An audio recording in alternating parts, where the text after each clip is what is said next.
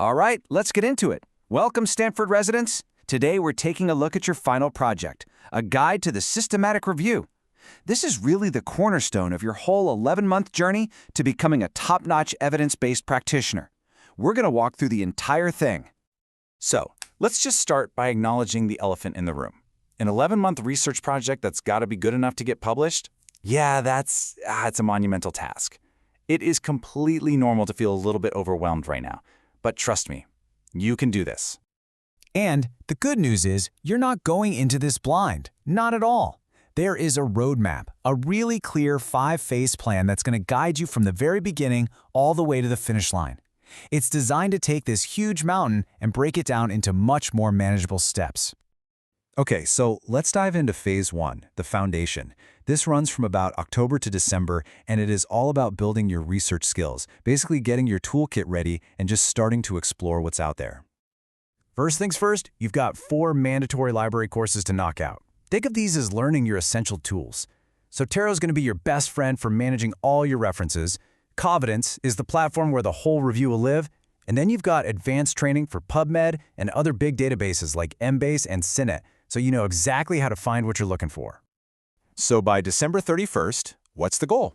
Well, it's all about exploration. You're not supposed to have your final answer yet.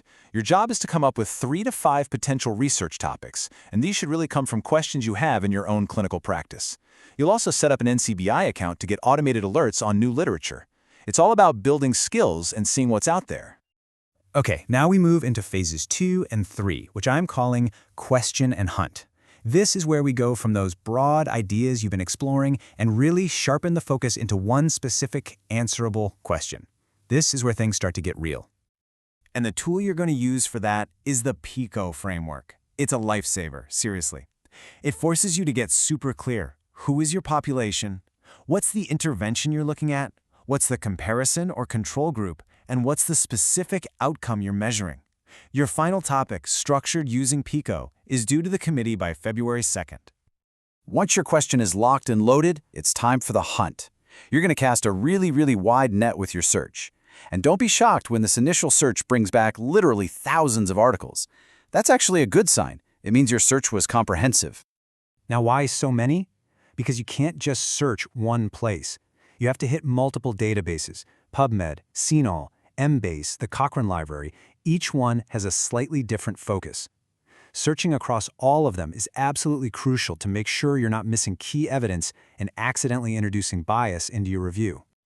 Now for Phase 4, funnel and analyze. Okay, historically, this is where a lot of the stress kicks in, usually around March and April. You're staring at that giant list of articles, and it can feel pretty daunting. But just like every other step, having a clear process is the key. So yeah, that's the big question, right?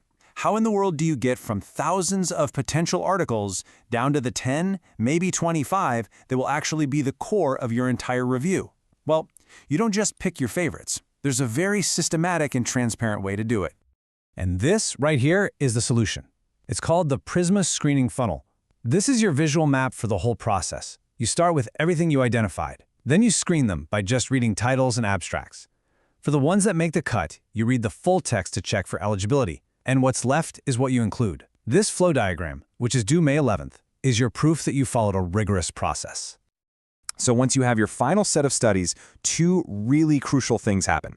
First is data extraction. You systematically go through each paper and pull out all the key information, the methods, the outcomes, everything. Second, you do a risk of bias assessment.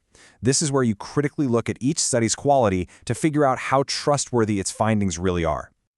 And that brings us to Phase 5, the finish line. You've made it. You've gathered all your evidence. You've analyzed it. Now it's time to put it all together into a cohesive story and share what you've found.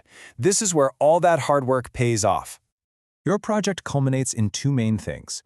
You'll write a formal manuscript, about 10 to 20 pages, that lays out everything you did. That's due August 14th. Then, you'll give a 30 to 40-minute presentation to Stanford staff, followed by a Q&A. This is your chance to really show off what you've learned. And hey, if you're aiming to get this thing published, which we absolutely encourage, there are a few extra steps you need to take to meet that higher standard of rigor. You'll need to register your plan on a site like Prospero before you start. You'll need a second person to independently review your screening and data extraction, and you'll need a third-party arbitrator ready to settle any disagreements. It's more work, but it's what makes the research bulletproof.